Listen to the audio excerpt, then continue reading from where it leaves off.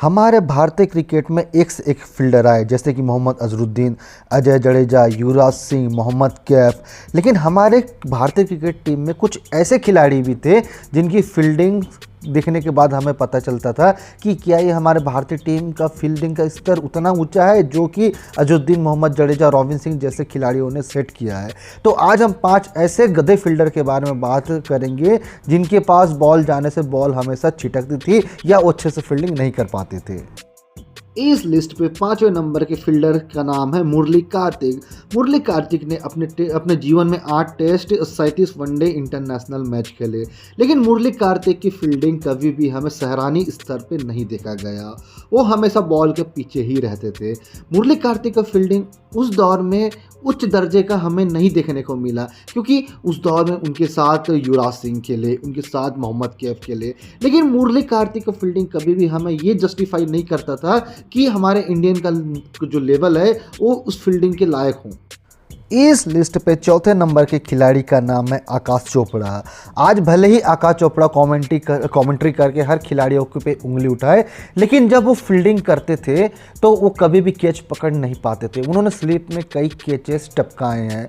आकाश चोपड़ा ने अपने जीवन में सिर्फ 10 टेस्ट मैच ही खेले और 10 टेस्ट मैच में उनका जो फील्डिंग का जो हाल था ना, औसत से भी कम था। वो जो ऑस्ट्रेलिया दौरे पे जब गए थे और जब स्लिप में कैचिंग उनके पास आती थी तो कैच नहीं पकड़ते थे, वो सिर्फ कैच छोड़ते थे। आज भले ही वो खिलाड़ी आकाश चोपड़ा दूसरे की फील्डिंग पे उंगली उठाए, दूसरे की बैटिंग पे उंगली उठाए, लेकिन कभी भी आकाश चोपड़ा ने उतना अच्छा फील्डिंग नहीं किया और हमारे भारतीय क्रिकेट टीम के इतिहास में सबसे खराब फील्डिंग में आकाश चोपड़ा का नाम भी हमेशा रहेगा। इस लिस्ट पे 3रे नंबर के खिलाड़ी का नाम है वीरेंद्र सहवाग। दोस्तों, वीरेंद्र सहवाग जितने ही अच्छे विस्फोटक बल्लेबाज थे, उसी के विपरीत वो फील्डिंग के लिए जाने जाते थे।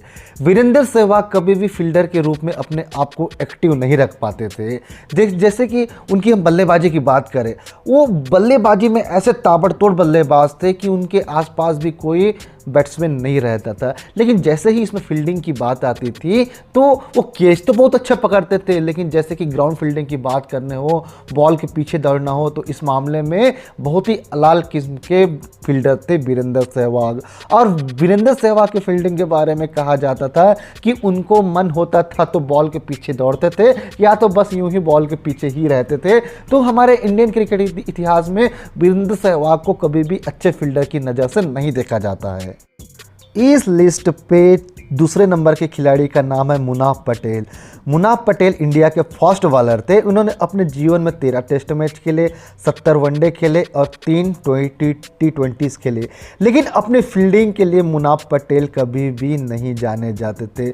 मुनाफ पटेल के बारे में अक्सर कहा जाता है कि जब भी वो बाउंड्री में फील्डिंग करते थे तो वो फील्डिंग के समय भी नहीं झुकते थे, वो पैर से ही हमेशा पकड़ने की कोशिश करते थे। भले ही वो कैच भी टपकाते थे, लेकिन जो ग्राउंड फील्डिंग का जो स्तर रहता है, जैसे कि जो फास्ट बॉलर रहते हैं, फास्ट बॉलर हमेशा बाउंड्री पे अच्छी फील्डिंग करते हैं क्योंकि उनका थ्रो हमेशा सटीक होता है। लेकिन मुनाफ पटेल इस मामले में सारे फास्ट बॉलरों से बिल्कुल भी अलग थे। वो बाउंड्री पे कभी भी झुक के बॉल नहीं पकड़ते थे, हमेशा दौड़ के पैर से ही पकड़ने की कोशिश करते थे। तो मुनाफ पटेल के बारे में ये भी कहा जाता है कि हमारे भारतीय क्रिकेट के फील्डिंग में वो एक बहुत ही कमज़ोर कड़ी के रूप में हमें उसे देखते थे। और मुनाफ पटेल ने कई बार अपने आप को खराब फील्डिंग के लिए साबित भी किया, क्योंकि जब भी वो बॉल पकड़ते थे तो उनके हाथ से छिटक के 4 रन चले जाते थे, या जब भी फील्डिंग करते थे तो जितने भी दर्शक थे उनके पास बॉल जाने से हमेशा उनकी फील्डिंग के लिए ताली बजाते थे, क्योंकि उनका फील्डर का स्तर बहुत ही खराब था। इस लिस्ट पे 1 नंबर के खिलाड़ी का नाम है आशीष नेहरा। दोस्तों, आशीष नेहरा को आप कैसे भूल सकते हैं उनकी फील्डिंग के लिए। वो अपने जीवन में 17 टेस्ट मैच खेले, 120 ODIs खेले और T20 की बात करें तो 27 मैचों ने उन्होंने इंडिया को रिप्रेजेंट किया।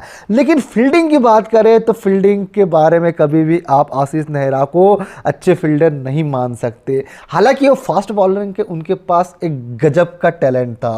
वो बॉल को अंदर भी स्विंग कराते थे, बाहर भी स्विंग कराते थे, लेकिन जब बारी फील्डिंग की आती थी तो उनकी चेहरे पे आप हमेशा एक अलग ही मुस्कान देखते थे, क्योंकि फील्डिंग उनसे उतनी अच्छी तरीके से नहीं हो पाती थी। क्योंकि आशीष नेहरा जो उनका जो बॉलिंग जितना अच्छा था, फील्डिंग उतना ही हमें लेजीनेस देखने को मिलता था। तो आशीष नेहरा के बारे में ये भी कहा जाता है कि जब भी उनके पास बॉल जाता था तो पहले दर्शक भी उनके लिए बहुत ताली बजाते थे कि यार ये बंदा बॉल पकड़ेगा कि नहीं पकड़ेगा। और हमने देखा कि वनडे मैच में कई बार वो इजी केसेस भी छोड़ देते थे और बाउंड्री लाइन में फील्डिंग करते हुए बॉल को भी छोड़ देते थे, जो आगे जाके 4 चली जाती थी।